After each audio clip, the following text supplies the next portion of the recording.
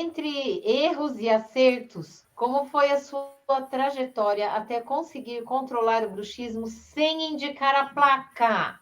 Como Bom, foi essa jornada aí de libertar seus pacientes da placa? foi estudando muito, Regina, e também participando de muitos congressos, cursos, né? Buscando informações em todos os lugares. Na época não tinha internet, então a dificuldade maior da gente era ter acesso a matérias que não fosse através de curso, ou curso de fim de semana, ou através de livros. Né? Comprei muitos livros e aí ia somando as informações que eu tinha, mas não tinha assim um livro só para bruxismo, né? Eu tinha que ir pegando os pedaços e juntando esses pedaços. Essa era a maior dificuldade que eu tinha. E também na própria instalação das placas, né? Porque na faculdade a gente não aprendia a fazer a placa. A gente sabia que existia a placa, mas não tinha aula prática de a gente pegar e colocar no paciente e acompanhar o desenvolvimento daquilo lá. Essas eram as maiores dificuldades que eu encontrei e que, para mim, não foram dificuldades, foram desafios, né? Eu fui Aham. estudando e aprendendo. O que você descobriu na sua trajetória que você nunca pensou que pudesse acontecer? Quando eu comecei a desenvolver o projeto Bruxismo, né? Isso depois de 3, 4 anos de formado, que eu tomei consciência de que eu estava desenvolvendo um projeto para resolver o problema dos pacientes. E naquela época eu usava o que tinha aprendido na faculdade ainda, colocar a placa, colocar a placa. Mas comecei a perceber que havia algumas coisas que estavam, assim, se repetindo. No caso das tricoteiras, que Teopolvo é uma cidade que é industrial na área de malhas. Então tinha muitas tricoteiras. E elas tinham também, além do bruxismo, tinham também problema de enxaqueca. Olha, por que tricoteira tem enxaqueca, tem bruxismo, tem enxaqueca, outra pessoa tem bruxismo, também tem enxaqueca, outros não têm. E fui analisando tudo, e anotando, e fazendo o meu trabalho. E chegou num ponto em que ficou muito repetitivo, né? Colocar a placa, colocar a placa. Só que eu percebia que a placa não resolvia. A placa era um paliativo. Por Que nem que a que pessoa que você tem a... percebeu isso? Eu percebi porque as pessoas voltavam com a placa, de tempo em tempo, para trocar a placa. Porque ela desgastava, ela furava, quebrava a placa. Ou seja, a pessoa continuava apertando os dentes ou rangendo os dentes.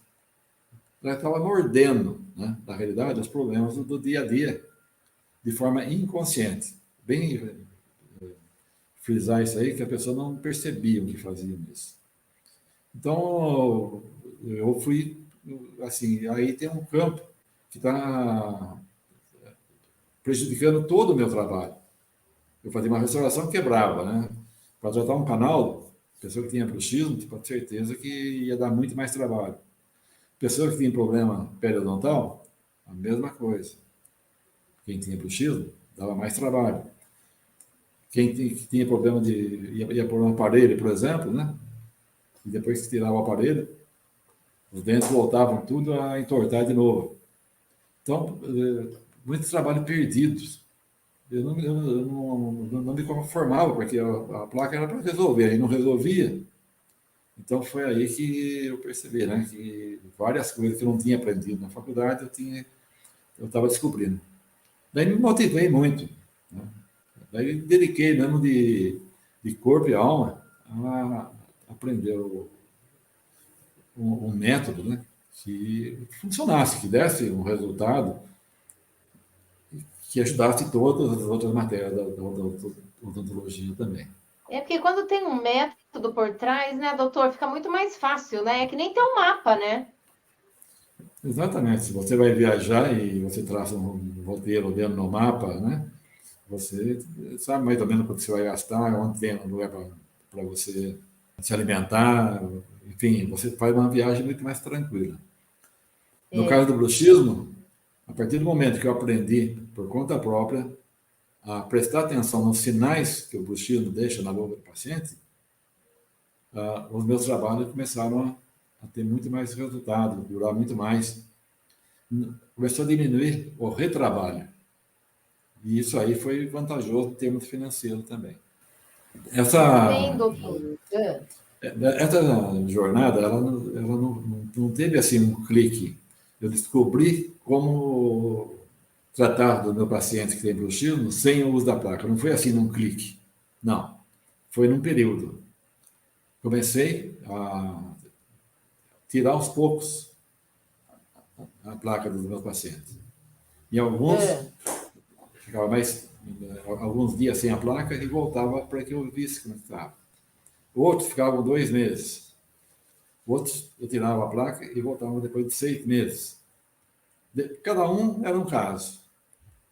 E foi quando eu descobri que aqueles que tinham a guia canina é os que menos tinham voltado a ter bruxismo. Foi por observação. Eu aprendi sobre guia canina na faculdade, mas nunca houve uma relação assim direto em relação ao bruxismo. Tá? Então, a minha guia canina estava pequenininha, né? Sim, foi ter que mordeu muita coisa, mordeu muita gente por aí, né? Morder, que eu falo, Então, alguma coisa ou alguém. É o nome do meu livro, né? O título do meu livro, O que ou quem você anda mordendo. Né? E fui cada vez mais elaborando essa técnica, né? Só depois de 33 anos de tanto estudo, que eu cheguei num ponto de falar assim, a partir de agora, eu sei que eu não preciso mais fazer com que meus pacientes usem a placa. Pelo contrário, o meu paciente vem, a primeira vez que ele chega, eu já explico para ele que eu vou tratar dele sem o uso da placa. Sem o uso da placa, doutor, eu vejo o olho da pessoa brilhar, porque as pessoas não aguentam usar a placa. é É um um corpo incômodo, estranho. é dinheiro que gasta, né, doutor? E não é só a placa que a gente pensa assim. A placa você vai, quebra, troca, quebra, troca. É muito fácil, né? Fazer um negócio desse. Só que isso, e o subconsciente, essas coisas, né? Como que ficam?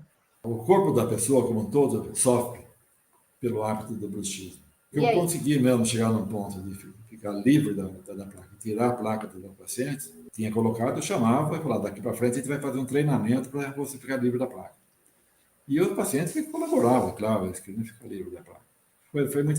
Foi muito bom, porque esse tipo de interação com o paciente, né, que eu chamo de odontologia integrativa, ela traz um benefício tão grande, porque a integração do paciente com o dentista promove uma amizade e também uma troca de informações.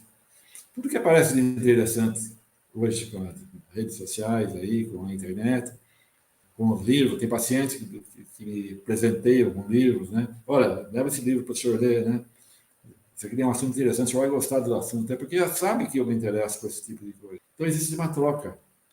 E isso aí foi uma coisa que eu ganhei, além de ter ganho também uma clientela que não tem mau hálito, porque além do bruxismo, também a técnica de intubação que a gente faz questão de ensinar e de ensinar também de uma forma. Assim como eu desenvolvi a parte do bruxismo, também a técnica de intubação que eu aprendi na faculdade, eu melhorei ela com outras informações que eu fui acrescentando também.